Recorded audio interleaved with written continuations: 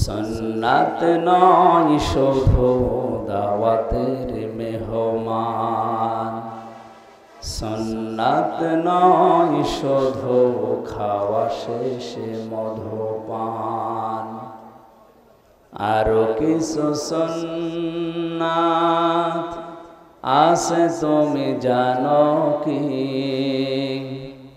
জানলেও জীবনে কখনো তা মানো কি?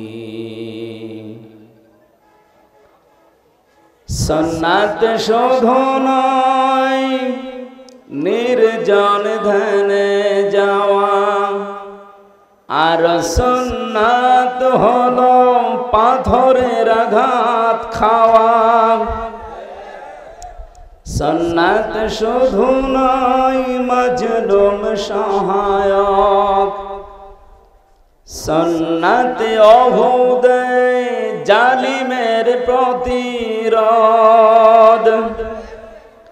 মহাব্বতে তার সুদিনের সাথী তুমি, দুর্দিনেও তার পাশে থাকো কি? আরো কিছু সুন্নাত আছে তুমি জানো কি? জানলেও জীবনে কখনো তা মানো কি? সুন্নাত কোরআনের সমাজ বিনির্মাণে বৈরী সকল পথ মাড়িয়ে চলা। সুন্নাত দাওয়াতে দিনের পাশাপাশি ইসলাম রক্ষায় হাতে তলোয়ার তোলা। সুন্নাত শুধু নয় নমনীয় আলাপন, সুন্নাত প্রয়োজনে হুঙ্কার গর্জন। সুন্নাত শুধু নয় মেশতরাতে যাওয়া, আর সুন্নাত হলো রাষ্ট্রনায়ক হওয়া। মহাব্বতে তার খালিদ ওমর আলী, হামজার মতো তার পাশে থাকো কি? আরো কিছু সুন্নাত আছে তুমি জানো কি? জানলেও জীবনে কখনো তা মানো কি? আলহামদুলিল্লাহ। বাংলাদেশের ঐতিহ্যবাহী জেলা বগুড়া সদর থানার অন্তর্গত এড়লিয়া চকপাড়া মাদ্রাসায়ে নূরে মদিনার উদ্যোগে হাফেজে কোরআন ছাত্রদের পাগড়ি প্রদান অনুষ্ঠানের সম্মানিত সভাপতি, কথা বলেন ভাই, হাজারো আলেমের উস্তাদ, বিশিষ্ট ইসলামী চিন্তাবিদ জনাব মাওলানা শহীদুল ইসলাম দামাত বারকাতুহুমুল আলিয়া এসেছে। উস্তাদ এসেছে। প্রধান মেহমান এবং এর কৃতি সন্তান ইসলামিক চিন্তাবিদ মুফাসসিরে কোরআন পিতৃতুল্য মুরব্বী মুফতি মাওলানা মজরুল রশিদ মিয়া বগুড়া, আতালাল্লাহু উমরাহু ওয়া বারাকাল্লাহু ফি হায়াতি, বলেন আমিন। আমাদের দোয়া করার জন্য আল্লাহ তার হায়াতটা আরো যেন বাড়িয়ে দেয়, কিন্তু হায়াতে যেন তাজ্জেবা হয়। অনেকের হায়াতে সাজ্জিয়া আছে, নেই? পৃথিবীর বহু মানুষের হায়াতে সাজ্জিয়া।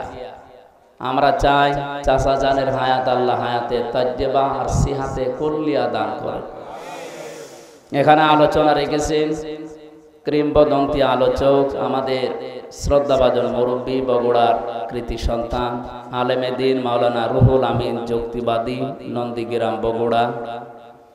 আলোচনা রেখেছেন ডক্টর মাওলানা আব্দুল বারী রশিদি, মাওলানা আব্দুল সালাম যুক্তিবাদী, অধ্যাপক মাওলানা আবুল কালাম আজাদ পাবনা, মাওলানা সাইদ ইকবাল হাবিবি নওগাঁ।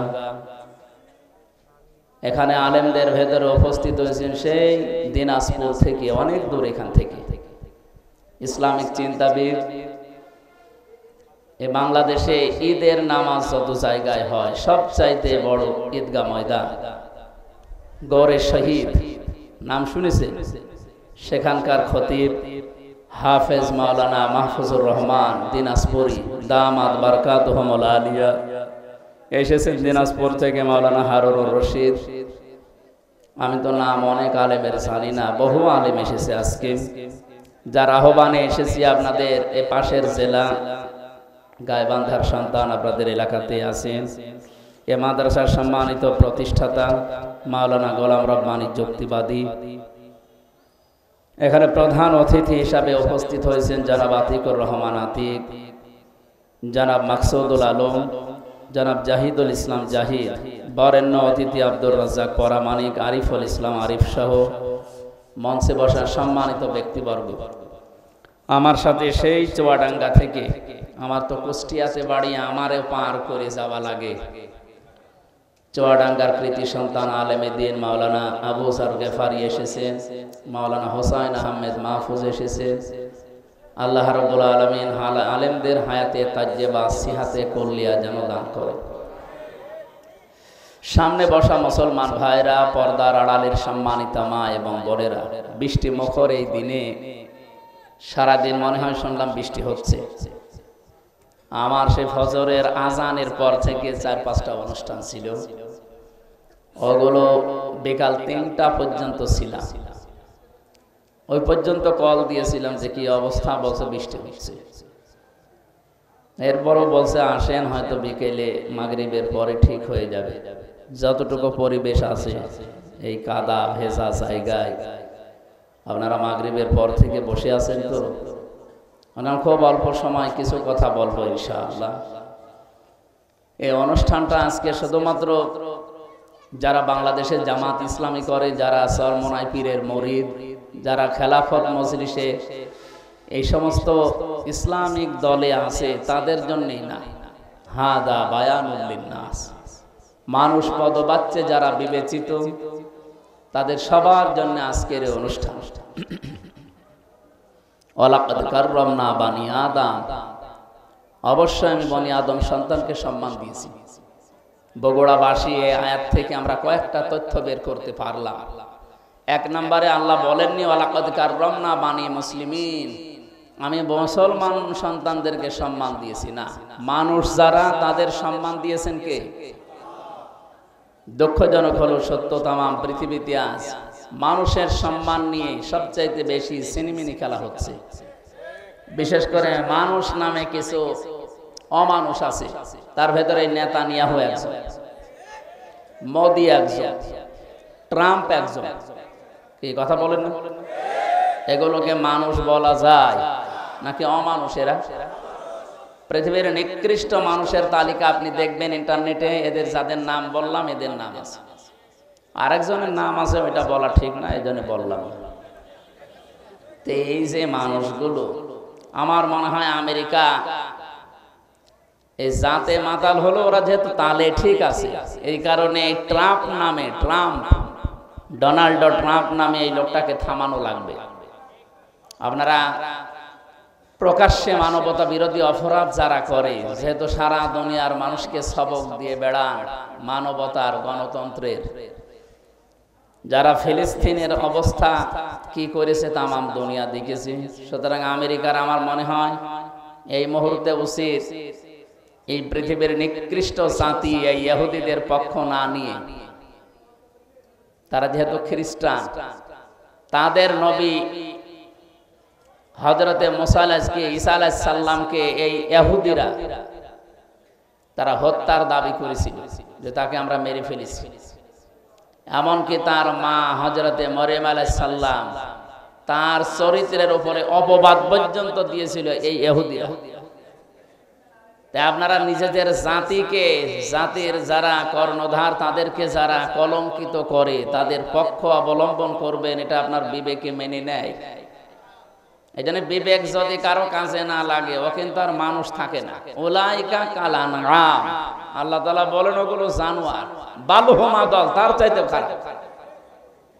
এই ছেলে কি কথা বলে?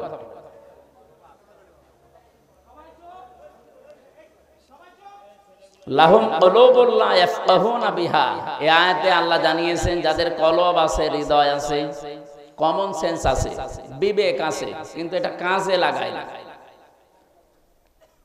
এই মানুষগুলোর কথা বলতে বলতে আরো কয়েকটা ইন্দ্রিয় শক্তির কথা এখানে আছে। ওয়ালাহুম আয়ুনুল্লাহ ইবসিরুনা বিহা ওয়ালাহুম আযানুল্লাহ ইয়াসমাউনা বিহা। এবার আল্লাহ বলেন উলাইকা কাল আনআম। এই যে বিবেক যারা কাজে লাগায়নি, যারা দেখার পরেও না দেখার ভান করে থাকে, যারা শোনার পরেও না শোনার ভান করে থাকে, এগুলো মানুষ নেই, এগুলো জানোয়ার, তার চাইতেও খারাপ। উলাইকা হুমুল গাফিলুন, এরা গাফেল। এরা কি? এদেরকে যতই কিছু বলেন এই মানুষগুলো সচেতন হবে না। এই জন্য হেদায়েত পাওয়ার জন্য কিছু রাস্তা আল্লাহ দুনিয়াতে দিয়েছে। যখন ও রাস্তা মানুষ ওভারটেক করে ফেলে, সীমা লঙ্ঘন করে ফেলে, সীমা অতিক্রম করে, তখন তার কপালে আর হেদায়েত থাকে না। এটা সূরা ইউনূসের ভেতরে আছে। ফেরাউনকে আল্লাহ রাব্বুল আলামিন শেষে আর হেদায়েত দেননি। কারণ কি? সে এমন জায়গায় পৌঁছিয়েছিল যে হেদায়েত পাওয়ার জন্য সে বর্ডার পর্যন্ত শেষ করে ফেলেছে, বর্ডারেও থাকে না।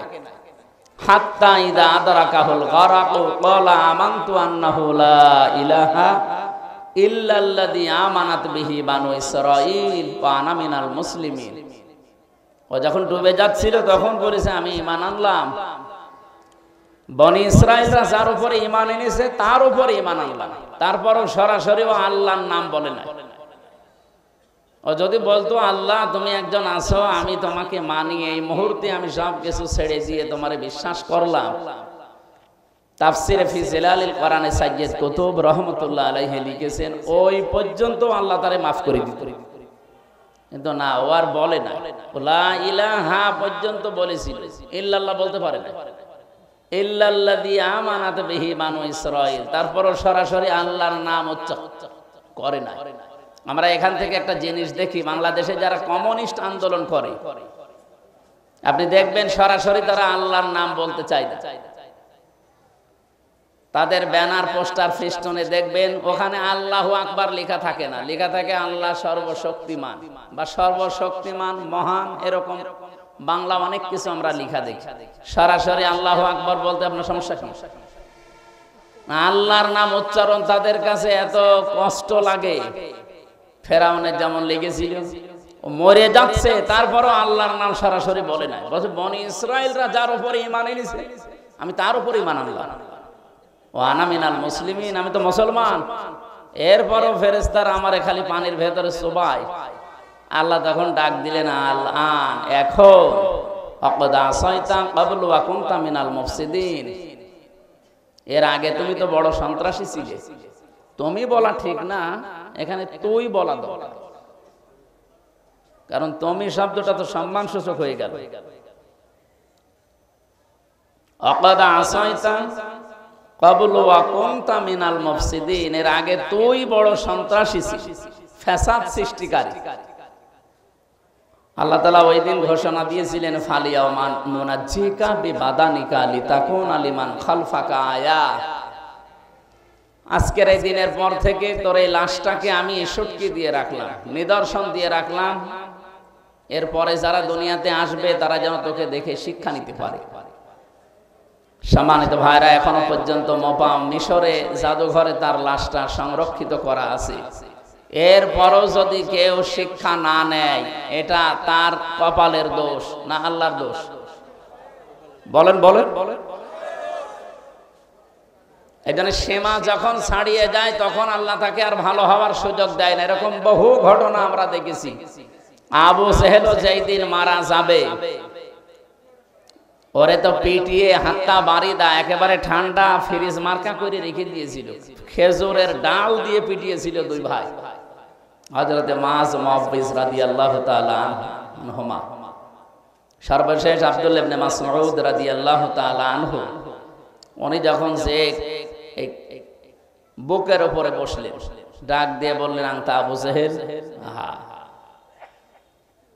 এখন সময় দিলাম, কালেমাটা পড়ো, আল্লাহর নবীর কাছে আমি সুপারিশ করবো, নবী তোমাকে মাফ করে দেবে। ও যদি ওই সময় পড়তো আমার মনে হয় আল্লাহ ওরে মাফ করে দিত, কিন্তু ওই সময় পড়ার তো আর কোনো কায়দা নেই। সীমা লঙ্ঘন করে ফেলেছে, এখন ওর মুখ দিয়ে আর ওগুলো আসে না, তখন উল্টা পাল্টা কথা আসে।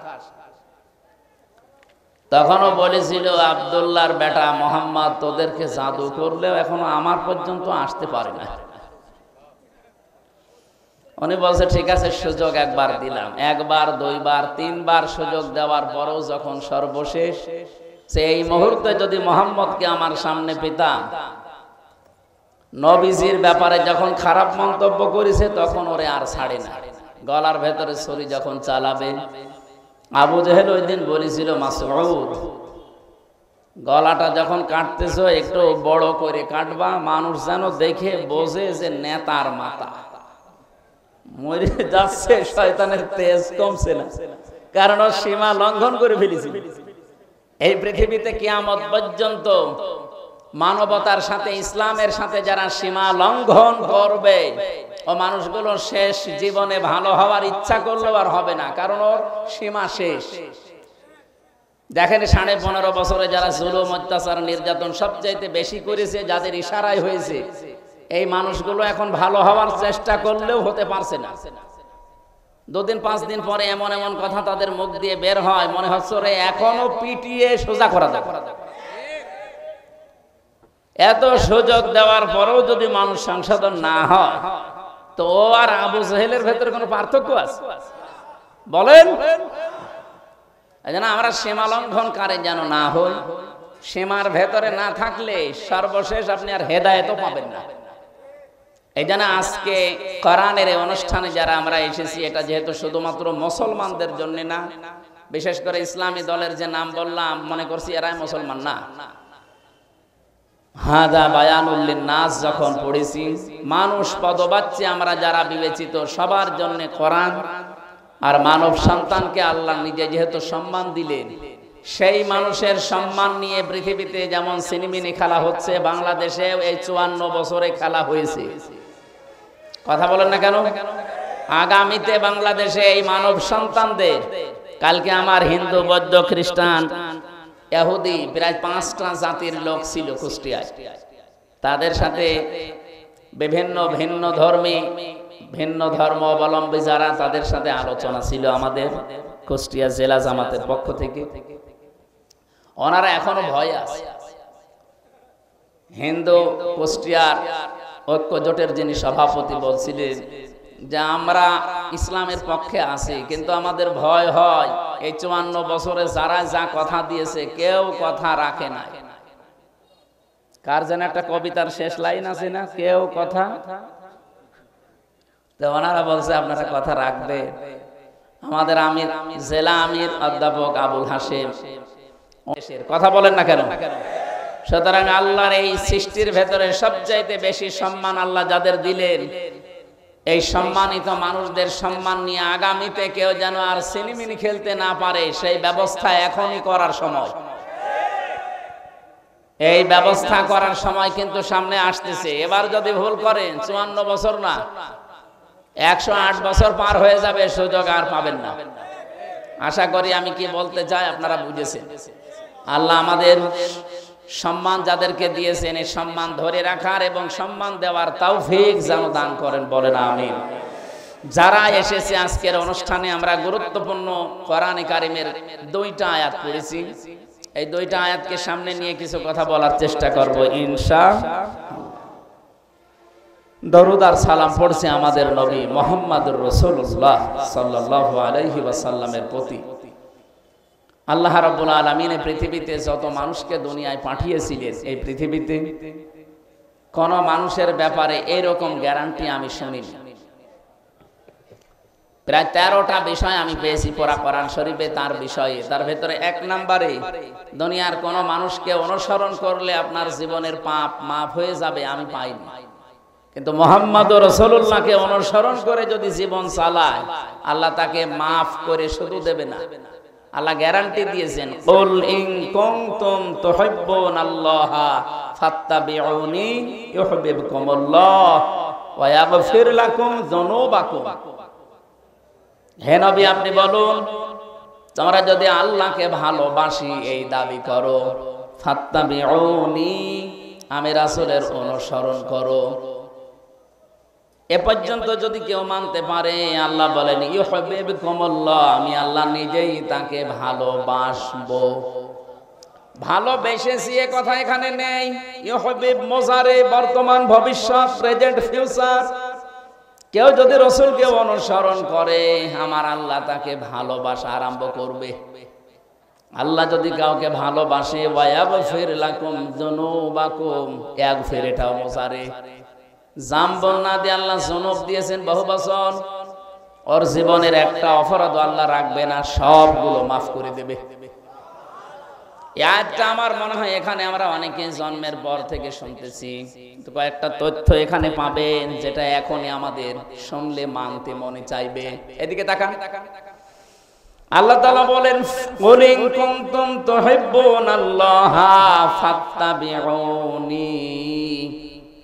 নবী, আপনি বলেন, যদি তারা দাবি করে যে আল্লাহ তোমাকে ভালোবাসি, এ দাবি আমাদের আছে না? দল আমাদের আলাদা থাকতে পারে, আল্লাহকে আমরা ভালোবাসি এ দাবি আমাদের সকলের আছে, এমনকি অন্য ধর্মের লোকদেরও আছে। কালকে যে হিন্দু দাদা কথা বলছিলেন, উনি প্রথমেই শুরু করলেন যে আমাদের আল্লাহ। প্রথমটা কথা শোনার পরে মনে করলাম একটা হিন্দু মানুষ আল্লাহর নাম বলে। ওদের ভেতরে এইটা আছে, কিন্তু পারিবারিক কারণে, সামাজিক কারণে, ধর্মীয় কারণে ওরা মানতে পারে না। কিন্তু যে মানুষগুলো এগুলো ছাপিয়ে চলে যায়, তারা ঠিক মেনে নেয়। সবার ভেতরে এই আশা যে আমার ভগবান বলেন, গড বলেন, আল্লাহ বলেন, যাই বলেন না কেন আমরা তাকে ভালোবাসি, তাকে রাজি করতে চাই।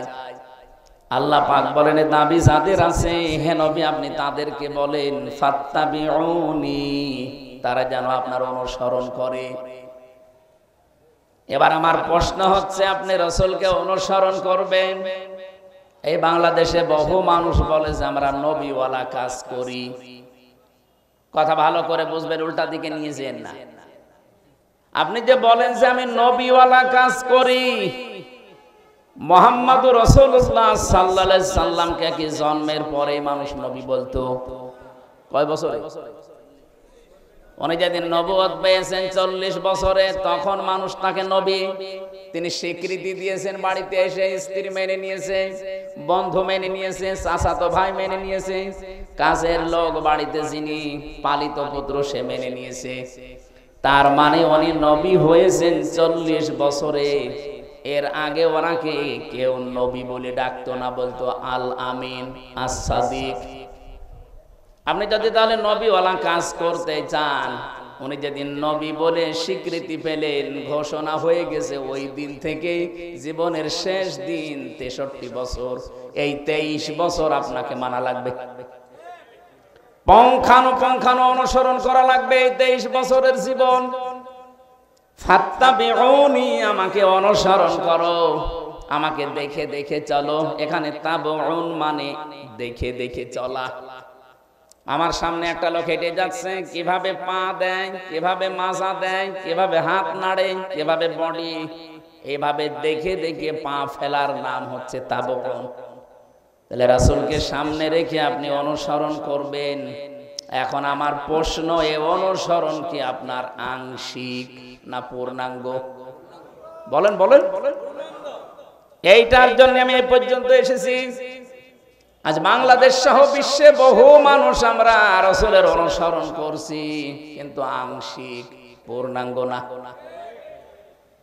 আংশিক অনুসরণ করেছিল অনেকেই, তারা মাপ পায়নি। কিন্তু পূর্ণাঙ্গ অনুসরণ যারা করেছে তারা মাপও পেয়েছে, জান্নাতের সুসংবাদও পেয়েছে। নবীজির পুরা জীবনী আপনি পড়বেন, সাহাবায়ে কেরামের জীবনী পড়েন, বহু কাফেরের জীবনী আমি পড়ে দেখেছি। বহু মানুষ রাসূলকে ভালোবাসতো আংশিক, কিন্তু রাসূলকে অনুসরণ করার ক্ষেত্রে তারা পূর্ণাঙ্গ রূপ দিতে পারে না, এই জন্য আল্লাহ তাদেরকে মাফ করে নাই, জান্নাতেও দেয় নাই। আব্দুল্লাহ বিন উবাইয়ের নাম আমরা জানি অনেকে। এই লোকটা রাসূলের এত অনুসরণ করেছে, তার পুরা জীবন আমি পড়ি মাত্র 2টা ভুল পেয়েছি। এক নম্বরে উহুদের ময়দান থেকে 300 মানুষ নিয়ে ভেগে গিয়েছিল। 2 নম্বরে ও রাজনৈতিক জীবনে বিশ্ব নবীকে মানত না, ওর আদর্শ ছিল আবু জেহেল।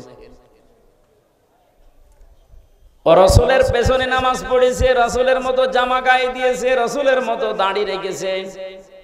আর এমন কোনো কিছু আমি পাইনি জীবনে যে অনুসরণ রাসূলের মতো হয়নি, সব রাসূলের মতো।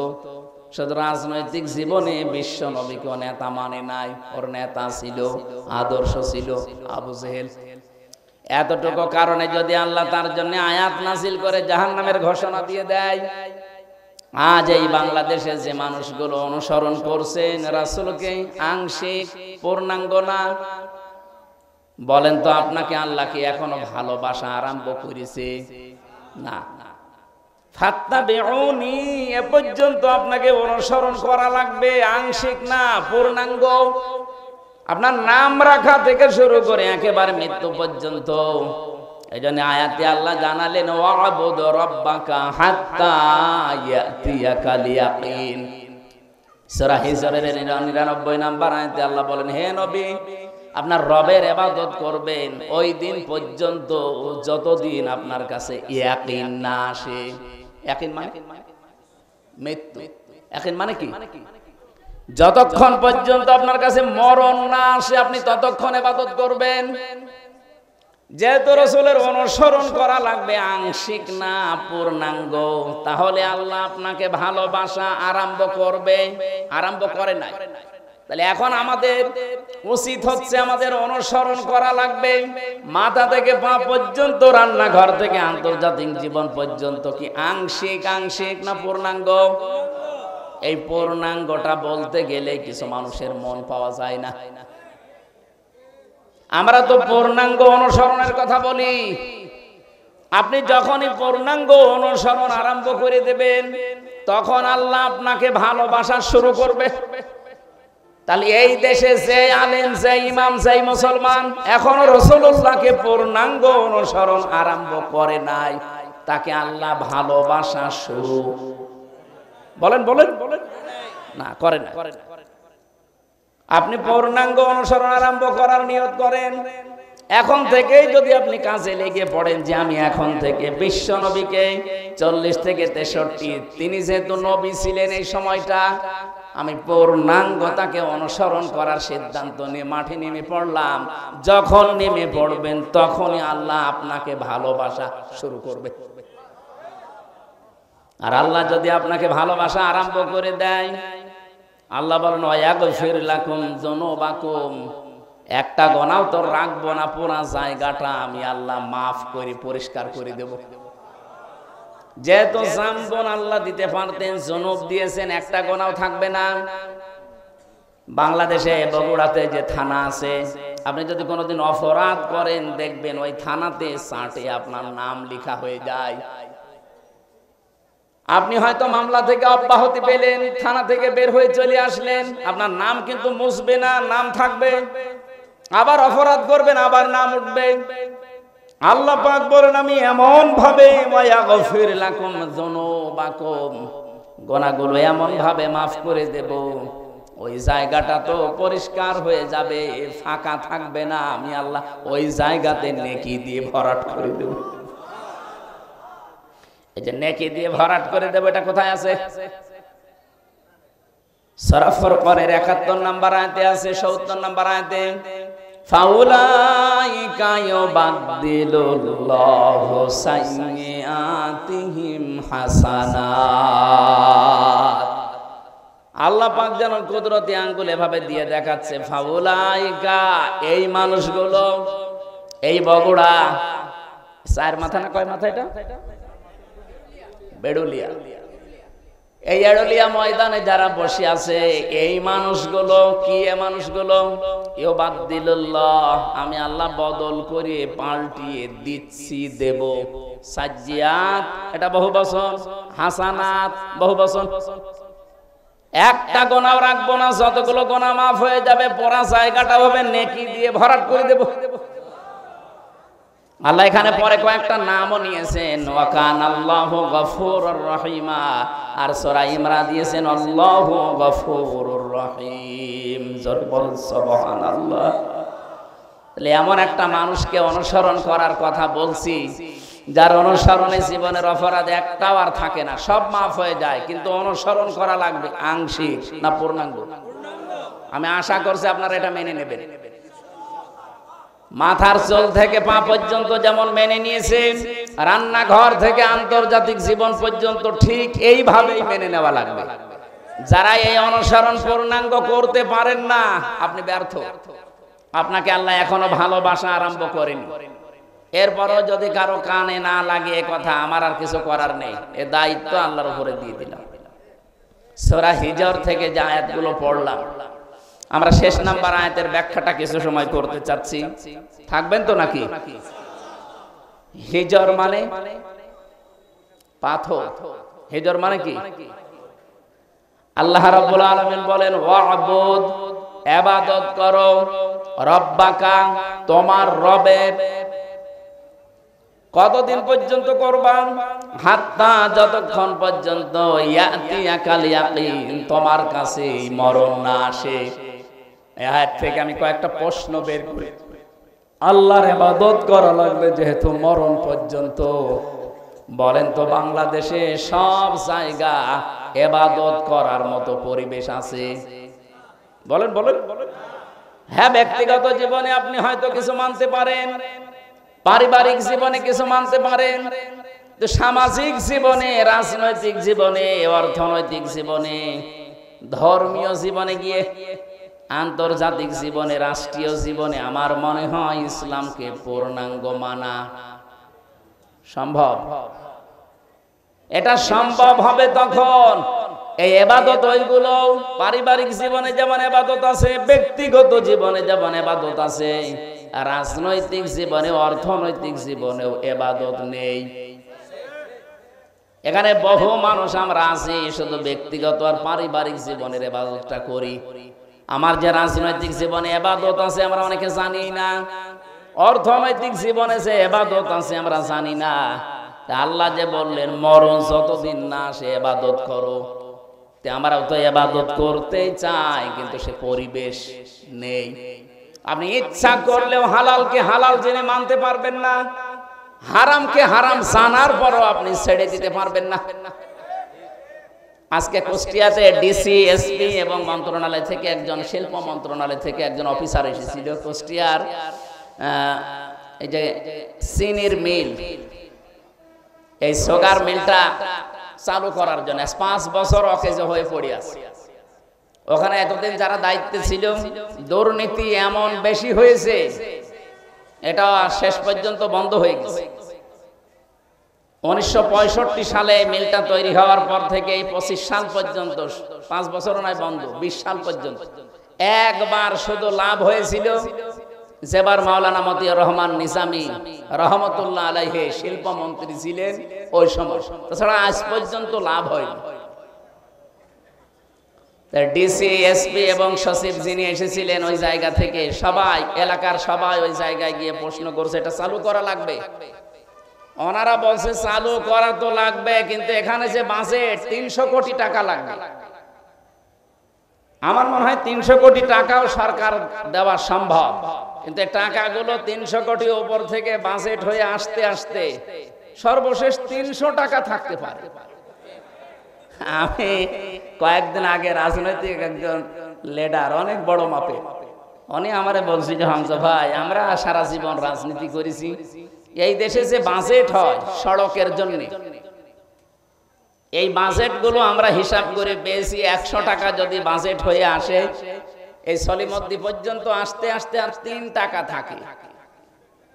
এই রাস্তাটা যদি 100 টাকা দিয়ে বাজেট করে করেন তাহলে 100 বছর যাওয়ার কথা। ওটা যদি 97 টাকা খেয়ে ফেলে আর 3 টাকা দিয়ে করে, ওটা কয় মাস যাবে? বলেন বলেন, কোথায় 3 টাকা আর কোথায় 97 টাকা? শেষ পর্যন্ত দেখা যায় 3 মাস পরে রাস্তা হয়ে যায় ডেলিভারি রোড। যে সমস্ত মায়েদের পেটে সন্তান আছে এদেরকে যদি আপনি এখান থেকে বগুড়া পর্যন্ত নিয়ে যেতে চান, দেখবেন রাস্তায় বাচ্চা হয়ে গেছে। না অনেকে আবার বলেন না টাকা পয়সা তো খরচ হইল না, ভালোই হয়েছে।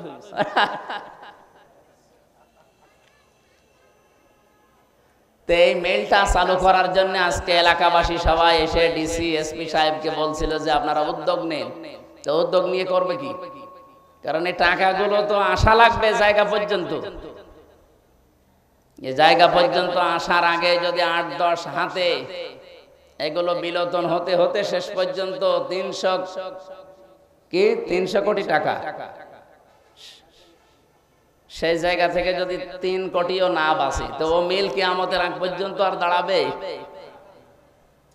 এই জন্য আমাদের উচিত হচ্ছে, আমি যেটা এখান থেকে বোঝাতে চাই আপনাদেরকে, ইবাদত করার মতো পরিবেশ এখানে নেই। ডিসি সাহেব প্রায় 7-8টা পয়েন্ট বলছিল যে আমি চালু করতে পারছি না, এটা শুধু আমার হাতে না, এখানে আরো অনেক ডালপালা আছে। যেন হালালকে হালাল পন্থায় এনে কাজে লাগাবেন, পারছেন না, কারণ রাষ্ট্রে ইবাদত করার মতো সেই পরিস্থিতি নেই। এজন্য আমাদের উচিত আমরা এমন একটা দেশ গড়তে চাই যেখানে আমরা নির্বিঘ্নে ইবাদত করতে পারি। কি কথা বলেন না কেন? আমাদেরকে যিনি বানিয়েছেন ইবাদত হবে তার, আমরা এমন ইবাদত করব যেন ইবাদতে বাধা না আসে। এদেশে ইবাদতে বাধা আসে না? বলেন আসে না? এমনকি অনেকে আমরা বাস্তবতায় বাধ্য হই নিজের কর্মজীবনকে কলুষিত করার জন্য। এই যে প্রশাসনে যারা আছে, বিশেষ করে আগস্টের 5 তারিখের আগের ওই পুলিশ তো এখন অন্তত ওই মনোভাব নিয়ে এখন আর কাজ করছে না। এখন অনেকেই পরিবর্তন হওয়ার চেষ্টায় আছে। এই জন্য আমাদের দাবি হচ্ছে, ইসলাম যদি এই দেশে ক্ষমতায় যায়, আমরা বহুবার বলেছি এটা আমরা, যেহেতু এই বিভাগটা প্রশাসন যেটা পুলিশ, এটা হযরত ওমর বানিয়েছিলেন। সুবহানাল্লাহ বলতে পারেন না? অথচ এদের নাম শুনলে মানুষ এখন ঘৃণা করে। এদের কিছু কাজ কারবারের কারণে জাতির কাছে আজ এরা কালার হয়ে গেছে। আমরা ইসলাম যদি এদেশে আনতে পারি, সর্বপ্রথম কাজ হবে প্রশাসনে যারা দায়িত্বে আছে, যে যে বিভাগে কাজ করেন, আপনারা 8 ঘন্টা ডিউটি করেন। শুধুমাত্র বাংলাদেশ প্রশাসনে 8 ঘন্টা, এটা ডিউটি 24 ঘন্টায়। এই জন্য আমরা আশ্বাস দিতে পারি, ইসলাম যদি এসে যায় এই দেশে, আপনি 8 ঘন্টা ডিউটির পরে যেই কয় ঘন্টা ডিউটি করবেন ওভার টাইম পাবেন। বাংলাদেশে এমন কোন চাকরি আছে যে 8 ঘন্টা ডিউটি করার পরে আরো 5 ঘন্টা এমনি করা লাগে? যাই করবেন ওভার টাইম পাবেন। এই কথা বলেন না কেন?